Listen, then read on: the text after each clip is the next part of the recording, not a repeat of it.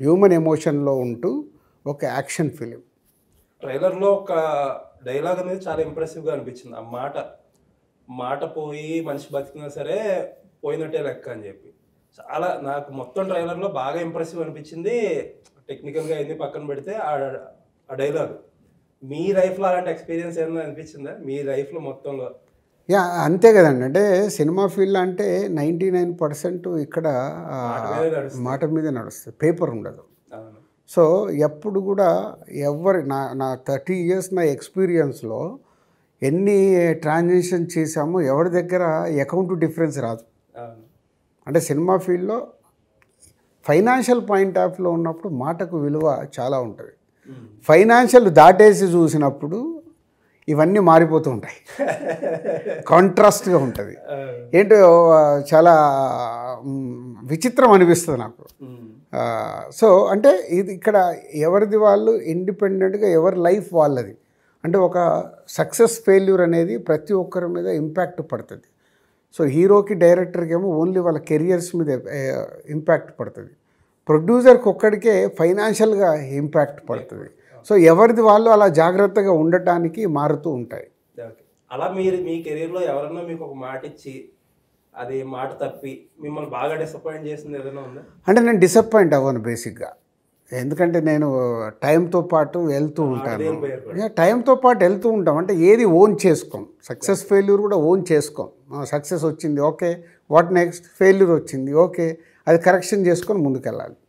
Sir మొన్న మీరు trailer లాంచ్లో మాట్లాడిన మాటలో ఈ డైరెక్టర్ ఇప్పుడు దాకా డ్రా చేసిన డబ్బులు తప్ప ఇంకా డ్రా చేయను నేను, హీరో కూడా మీరు ఎంత కన్వీనియంట్ అయితే అంత పంపించండి అనే మాట, దాంట్లో మొత్తంగా నాకు బాగా అట్రాక్ట్ చేసిందంటే నా 22 years కెరియర్లో ఫస్ట్ టైము నేను ఆశ్చర్యపోయాను అన్నారు.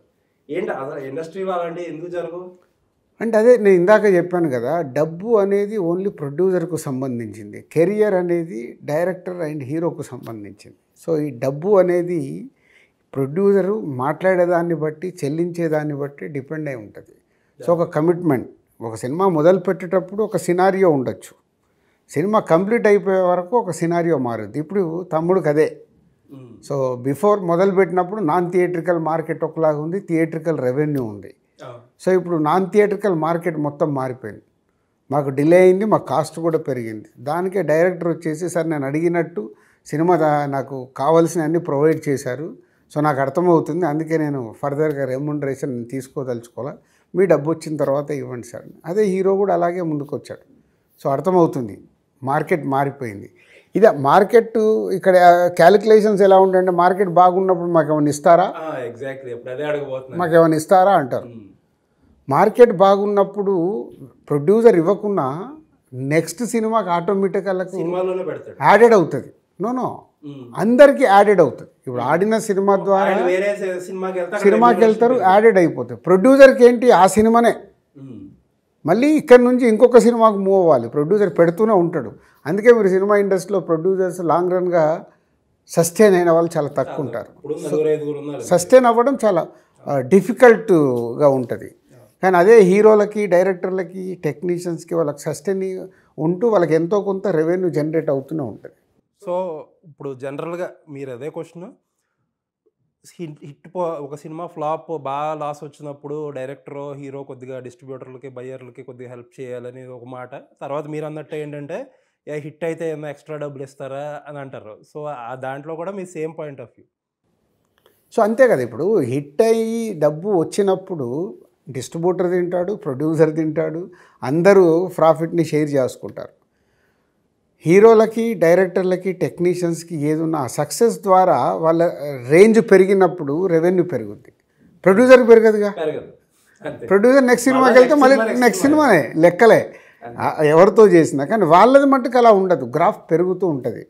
ఇది అంటే సినిమా ఇండస్ట్రీ ఎప్పుడు 75 ఏళ్ళ నుంచి 80 ఏళ్ళ నుంచి మనం చూస్తూనే ఉన్నాం, అలా నడుస్తూనే ఉంది. ఇది ఎప్పుడు ఎవరి పాయింట్ ఆఫ్ వ్యూలో వాళ్ళు రైట్గా ముందుకు వెళ్తూ ఉంటారు.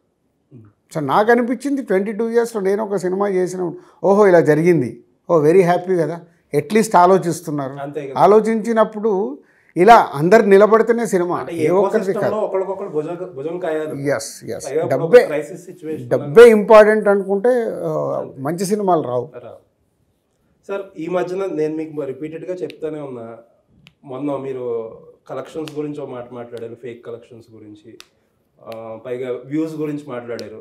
ఒక్క గుడ్ థింగ్ ఏంటంటే రాజు గారితో మీరు ఇది అడగండి, మీరు క్వశ్చన్ చేయండి అని మీరే మాకు ఆఫర్లు ఇస్తూ ఉంటారు. బట్ నాకు అర్థం కానిది ఏంటంటే రాజు గారిలో ఈ మధ్యలో ఏదో మార్పు వచ్చింది. ఎందుకంటే